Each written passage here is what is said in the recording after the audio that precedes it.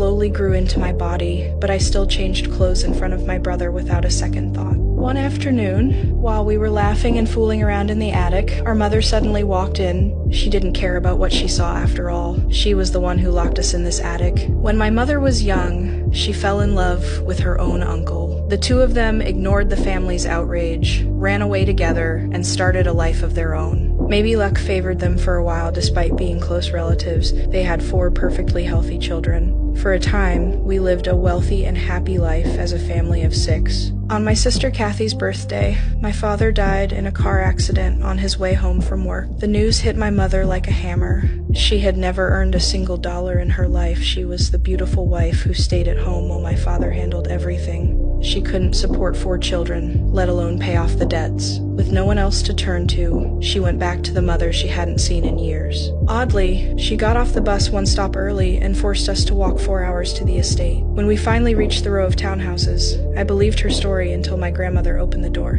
There was no joy in her eyes. She led us straight to the attic and laid out the rules. My mother could live freely in the mansion, but the 4 of us children could not leave the attic. We weren't allowed to make a sound. We couldn't even touch the curtains. Food and clean clothes would be delivered on a schedule. Years ago, when my mother ran off with her uncle, my grandfather erased her from his will. Now that he was dying, my mother wanted to win back his love so she could inherit his fortune. She promised that once she secured the inheritance, she would take us to a grand estate and give us a good life. Her promises filled us with hope. During the first few months in the attic, she visited almost every week. My brother and I longed for freedom. When are you going to tell your father about us? When do we get to leave? Like I said, my father's just finally accepted me back. Then why can't he accept us? Are we so terrible or stupid or ugly that he wouldn't want to meet his own grandchildren? I can't tell him about you ever.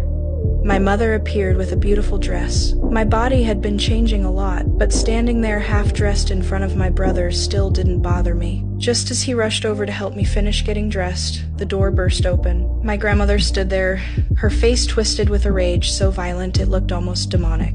As punishment, she ordered my brother to cut off my long hair, or she would stop sending food. You're not gonna cut one strand of Kathy's hair.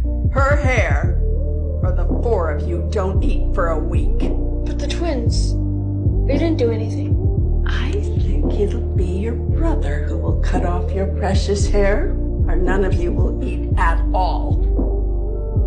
That night, while we slept, my grandmother poured tar all over my hair. By morning, no matter how hard I scrubbed, it wouldn't come off. My brother had no choice.